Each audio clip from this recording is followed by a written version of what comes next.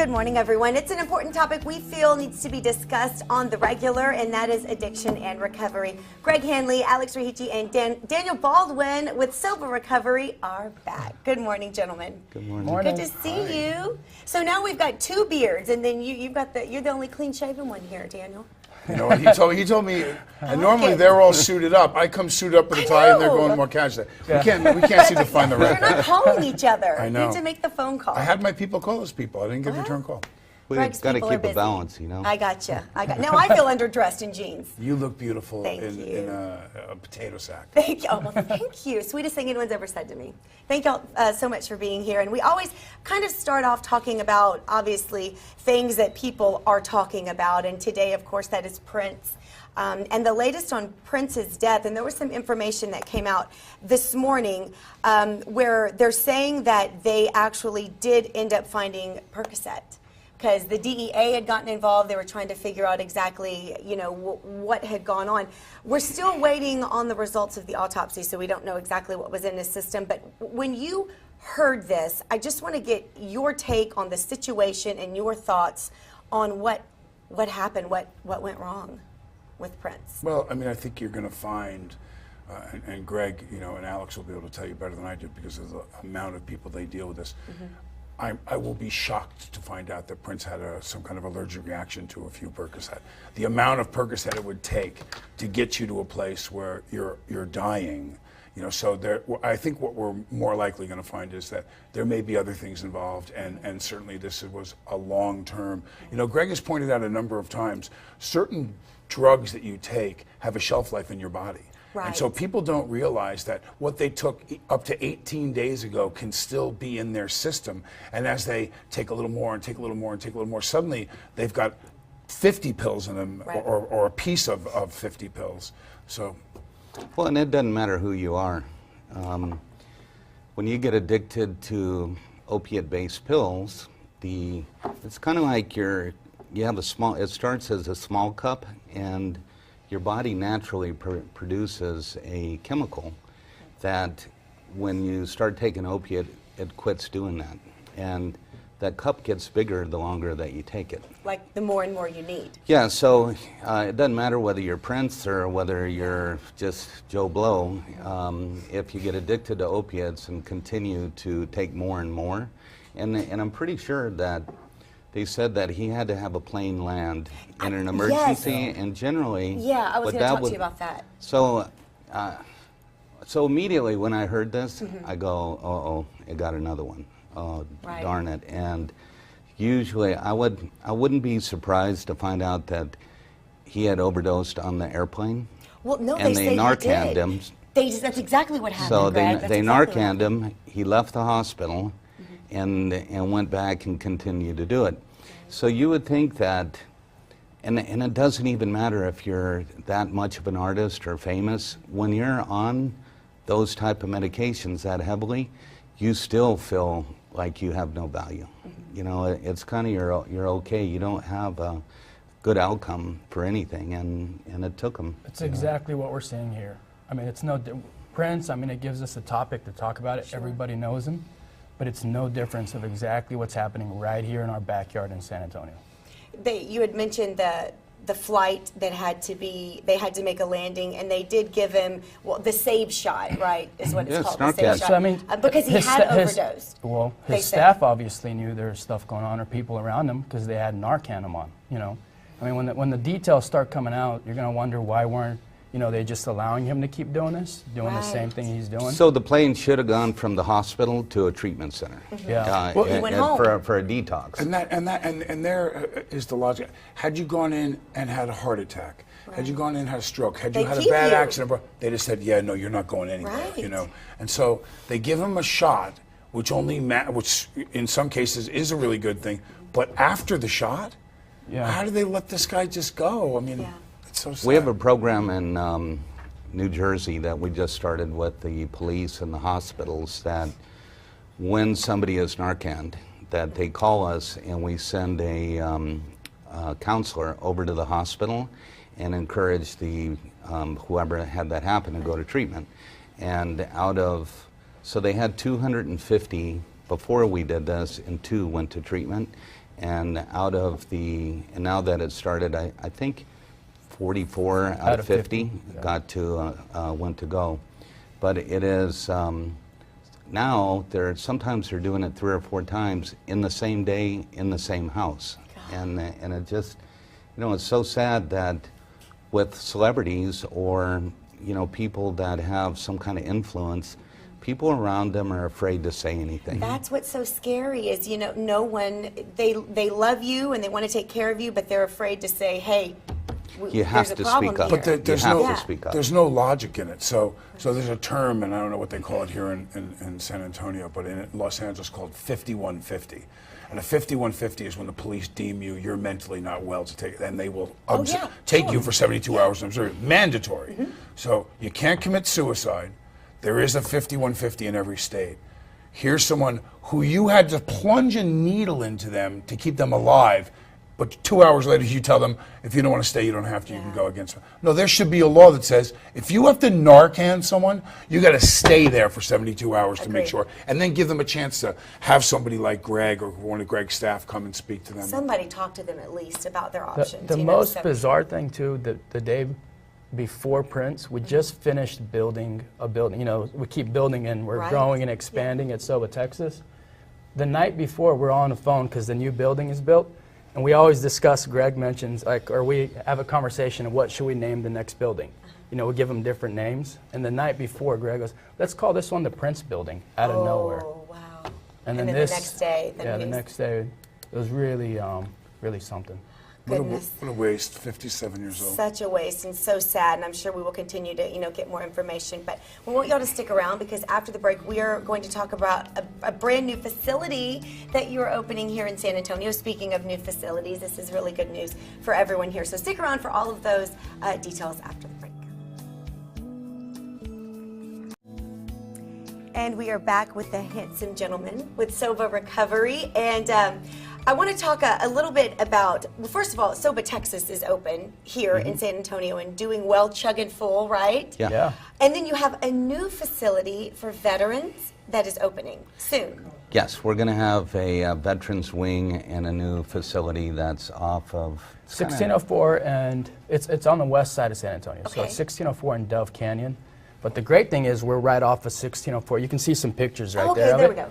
So the greatest thing is that it's right off of 1604, and we're going to get to name the road. It's beautiful, isn't it? You get to name the road going into it. Yeah, so it's a little bit past Petrenko, and then there's Dove Canyon. So it's right after Dove Canyon, and then I forgot the name of the next street, but it's going to We're thinking Crawford Court. I really would enjoy that. Okay. Yeah. We're going to put that on the list of choices. That would be lovely. So what you can is see it the going to pictures focus of it. on? I mean, and why build it? So there's a huge waiting list for veterans who have substance use disorder and PTSD.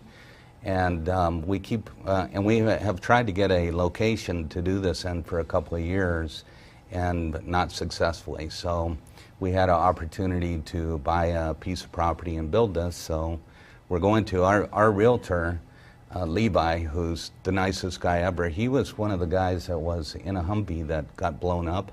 And he was the only seat that survived. And Levi Rogers, greatest Shout out to realtor in San Antonio. There you yeah, go, he's I the love best it. guy, and he's going to, help us kind of. And the minute that we mentioned anything about this, people came out of the woodworks to offer Well, Military help. City USA. I mean, that's who we are. Yeah. So Yeah, we're working awesome. on trying to get there's an insurance company that works with veterans and their families that has been a little difficult, that we're trying to get them to step up to the pump and help our guys out some. But it's going to be beautiful. They broke ground about 2 weeks ago. it's so pretty. Look at that swimming pool, tennis courts. You know Yeah, what? that's So, awesome. and he won't say it, and he won't say it because they're the backbone behind doing it. But these kids are going over there and protecting our freedom, and they come back and they're in pain. And so because they're in pain, they're medicating, and they're joining the establishment now of just getting prescriptions and everything. And no one but these two are doing anything about it in the biggest city in the country as far as military presence.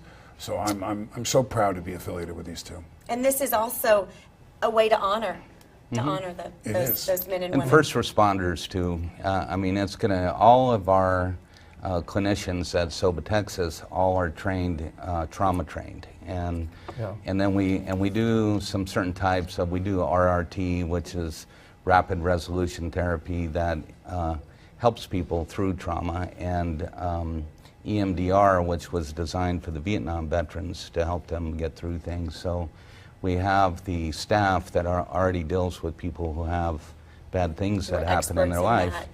Yeah, and the trauma, it's not always necessarily, this affects the families too. So you have the veterans, you know, the wives or husbands of veterans that have gone overseas and had things happen to them that don't have any place to go and get help, and so we want to help with this. I love that y'all are doing this, and it's no surprise, Greg. You have such a big heart, and you're always trying to find where the biggest need is, and then that's where you build, and that's where you help people. Do we have? Is there a set date that we're going to open? That would be nice. Yeah. It's a really probably big 6 facility. months. Yeah, I would about 6 imagine. months. Oh, that's They already soon. broke That's ground quick. on it, and they're looking at around 6 months time. The for goal it. would be to open it this year. But if it's a January 1st next year, whenever it is, we're going to be very happy. The live remote show from the opening? Yes. Yeah. Oh, yeah, that'd be cool. Yeah. Executive producer Daniel Baldwin. We have veteran beds now at the ranch, and like I said, everybody is PTSD trained. We're getting. You have to have that for sure. It seems like most of the female clients that we get in have something that went on in their life that they hadn't had a chance to work it out with their family or people to get better from. And it's and that's why we have a long-term program. We'll be the only long-term veteran program that there is, because you're not going to solve things. This is the problem with that insurance company that deals with them, is they only give 26 days. You can't, how do you? What are you going to fix in 26 Right, days? yeah. So we're working out some ways to be able to extend that and give these guys the help that they need. Well, I love it. I love that it's happening all together, but that it's happening right here in San Antonio. So thank you for doing that, Greg. And you guys stick around, because after the break, we actually have a couple of viewer questions we're going to have you answer. So we will do that. Stick around. We'll be right back.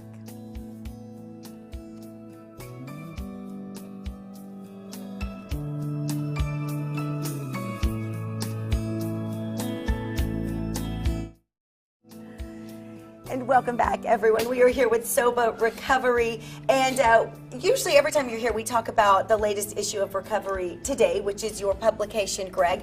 And on the latest issue, on the cover is Michael Sorrentino, also known as The Situation, right? Yeah. Everyone knows him, they follow him, and he tells his story in this issue. He does. So most people know him from Jersey Shore, which was a TV show Of course. about drinking. Partying. And having partying. fun on the Jersey Shore. And a lot of partying. And then Yeah. after a lot of partying, then there was more partying. It never And then stops. more drinking, and let's tape it. And it became a huge success on MTV. And it was, I don't know the exact number, something like 6 to 8 million people a week watching that show. Unbelievable. Yeah. And then things that are hot at one point are not going to be hot later.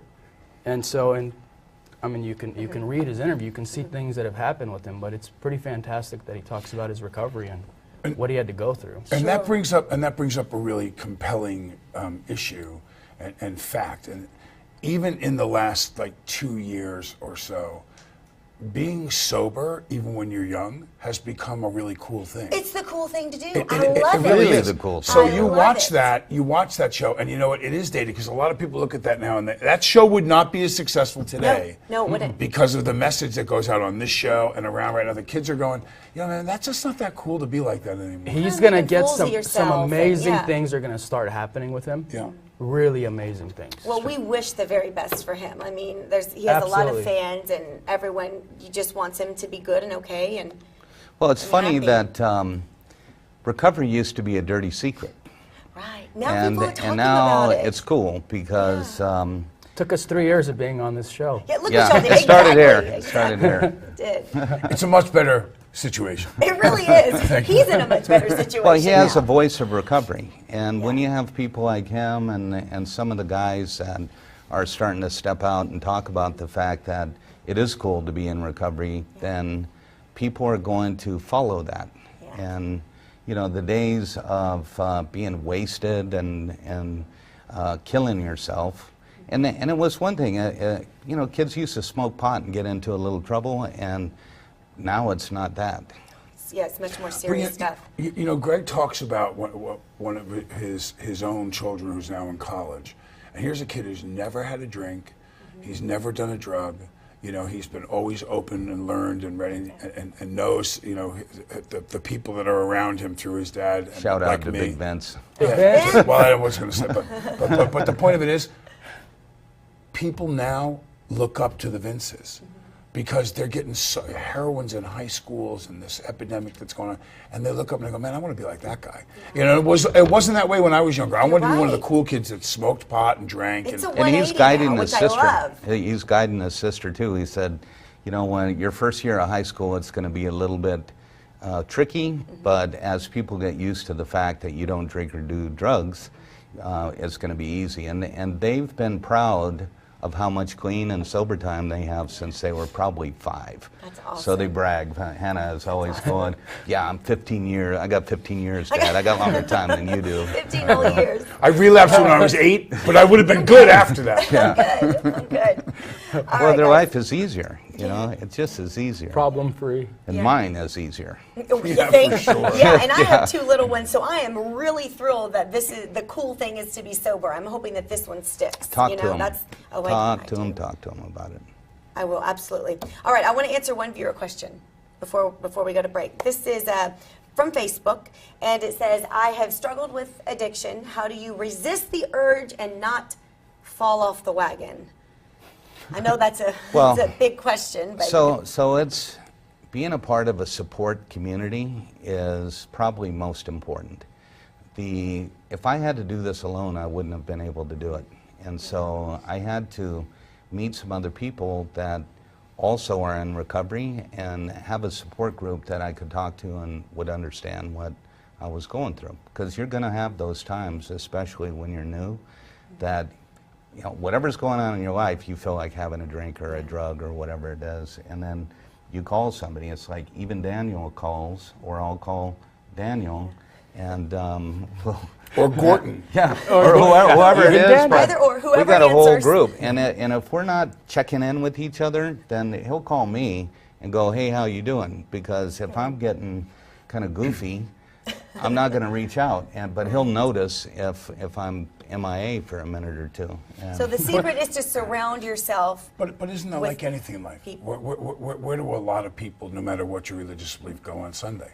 They go to that place of that commonality and they pray, or they go, if they're Jewish or Catholic or whatever, that doesn't matter. But they go with those people that are of their same ilk. And the same will be said here. You join a club that are mountain climbers. This is a club of people We get that each get other. together. We understand Yeah. each other's wants and needs, for We sure. have each other's back. All right, guys, stick around. Don't go anywhere yet. When we come back, we'll have more with these handsome gentlemen. Stick around.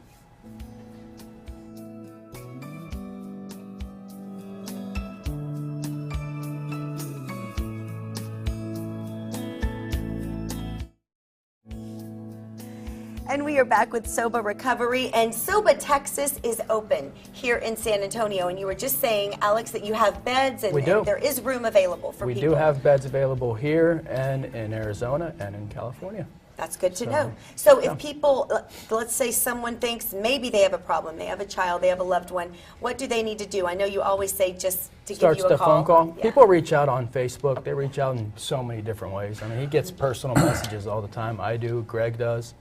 And I think, Alex, and I learned this from you and Greg, is that, you know, sometimes a little bit of a geographic thing is good.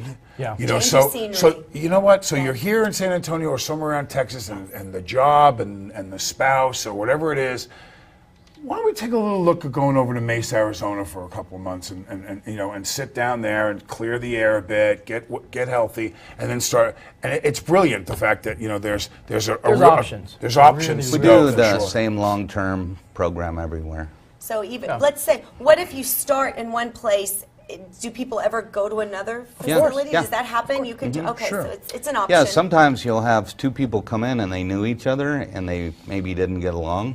And we'll go, oh yeah, maybe you need to go over here. you live in Or a Arizona, boyfriend and yeah. girlfriend, you know, Yeah. one can go here. one Sure, there. sure. Yeah. All right, so you guys, again, you can always give them a call at Soba, Texas. Someone will always be there to answer your phone calls. 866-547-6451. They are open, but they have other facilities as well. So sometimes, as Daniel mentioned, it's a good idea to change the scenery and go somewhere else. I get it. That makes sense.